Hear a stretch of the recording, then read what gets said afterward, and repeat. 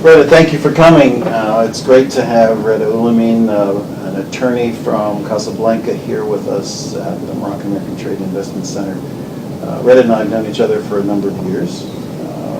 As someone who is very much involved in the business community in Morocco, you've been very helpful to U.S. and I know other companies coming to do business in Morocco. You've been very active, both in the bilaterals but also in the multilateral relations of Morocco, both on the business side but also, I think, on the more educational side. We're very happy to hear that you've been selected for the World Fellows Program at Yale. I think you'll be starting soon. That should be quite an investment, both from the U.S. point of view and your own. It should be very exciting to be with a lot of other good people. But what I wanted to catch up with you today about was what's going on in Morocco, given a couple things. One is the impact of the economic fall down in Europe on Morocco. And then also what you see are kind of the main drivers for business in Morocco at this point. But let's start with, from your experience so far this year, how has the fall of the European community's economic power, how has that hurt Morocco, or how has it affected Morocco? Well, paradoxically enough, well, first, John, thank you for inviting me. Paradoxically enough, you would think that the economic crisis can adversely affect Morocco. But also, if you look at the other side of the coin, it could help Morocco in a way that, with the ongoing crisis in Europe, companies and businesses will have to look for new opportunities in new markets. And Morocco has a lot of opportunities to offer. Cheap labor, tax incentives. So those suffering economies of Europe could develop towards Morocco and towards the market as a whole.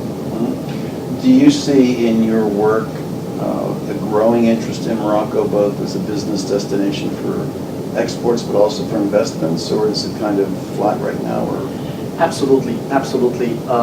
We've seen an increase in interest for Morocco in both traditional sectors, tourism, agriculture, IT, and also new sectors like renewable energies and so forth. So I think the country is still is even more attractive for foreign investment. What about the U.S.? You know, we have a free trade agreement with Morocco. We have non-NATO ally status with Morocco. We have the MCC compact with Morocco. What is the perception of U.S. business coming into Morocco? Are they welcoming U.S. business? Are they looking for American companies? Or is it kind of like, you've got to come here just like anybody else and find your way? No, following the implementation of the FTA, I believe it was in 2004 or 5. It was passed, it was initiated in 06. Correct. Morocco has welcomed and is still welcoming U.S. business. It is true that there are some difficulties on both sides to fully enforce it and implement it. However, I think it's still a recent treaty, and it can only have a positive impact on attracting for U.S. business to Morocco, or Moroccan business to the U.S. for that matter. Do you see in Morocco people like yourself from your generation focusing more broadly in terms of the global market, or are they pretty much still in, we're going to sell to Spain and Italy and to France as the primary orientation, or are they looking more broadly? I think definitely looking more broadly. Moroccan economy for both outgoing and incoming has been, over the past 15 to 20 years, opening itself to the rest of the world, including to America. And the traditional business partners, the traditional European business partners are they're still the number one business partners. Sure. But we see new players in the economic game, such as the U.S., China, and other countries.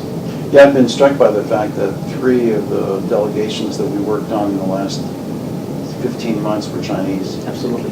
China Africa Development Fund. Absolutely. And by the way, another advantage of the FTA is that it could also help European and non-European countries from the rest of the world to do business with the U.S. Because as you know, Jean, if you transform enough products and you make them, once they become Moroccan products, it could go tax-free to the U.S. So this could be a very, very interesting incentive for the rest of the world as well. Interesting that you bring that up, because the it's called the rules of origin. Absolutely. Of the free trade agreement. This Stu Eisenstadt, former government official, as you know, has been very bullish on the notion of using accumulation, which is what you're referring to, adding Moroccan value to products that originate elsewhere, as a way to really promote Maghreb integration. So, for example, Tunisian olives or fruit or leather goods could come to Morocco. You would add a certain percent of Moroccan value to it, and then it would come to the United States duty-free. But he sees that as a real opportunity for the Maghreb to have closer economic integration. Absolutely, and we're starting to see some of that. Personally, my office has been contacted with non-American and non-Moroccan companies wanting to come transform some products enough to export them to either the rest of the Maghreb or to the U.S. tax-free. In terms of the Maghreb, we are seeing another push, particularly spearheaded by Tunisia with the upcoming heads of state meeting there, Maghreb Union, getting some pushback from whether or not this is going to work. Do you think that Moroccan companies themselves have taken some initiatives and they're looking for partners or sources in Algeria and Tunisia and Libya and Mauritania? Is there more of a sense of a regional approach for the business community itself? It's a starting project. It's a new phenomenon. And let me tell you, Jean, it's such a shame that those economies are more integrated. They're complementary economies. Algeria can help Morocco, Tunisia can help Morocco, Morocco can help those two countries, and Mauritania as well, and the other Maghreb countries. But there's both the positive side, which is what you mentioned, is starting to happen. There's interest, mutual interest in each other's economies. But to me, the pace is not fast enough, and that should be encouraged. Well, that's my last question. We've been following the new government very closely because we're very interested in all the proposals they're making, because obviously the number 1, 2, 3 issues in Morocco are jobs, jobs, jobs, and related to that, education, economic growth, transparency. Where do you see the government's philosophy? Is it pro-business? Is it trying to help develop the capacity of the Moroccan private sector to grow, or what? Or do we not know yet where the government's headed with its economic growth policy? Wait, they don't have a choice. The government doesn't have a choice. The new government, like any other government, doesn't have a choice. It's facing reality, harsh, sometimes reality, economic reality. And I think they're aware of the problem. Do they have the right solutions? Does anyone have the right solutions? That's an open question, but I believe there is an awareness, and one can only be optimistic. Well, I'm sure that during your stay at Yale, you're going to have the opportunity to discuss those issues as well, because they seem to be on the forefront. Okay, we've had the Arab uprisings. They're certainly not over. There's certainly an unfinished agenda. In fact, Tunisia, Libya, Egypt doesn't even have governments with new constitutions yet. Morocco does. It's the only one. So we're really at the beginning of the Arab uprisings in terms of consequences. So it'll be a very interesting year. Thank you.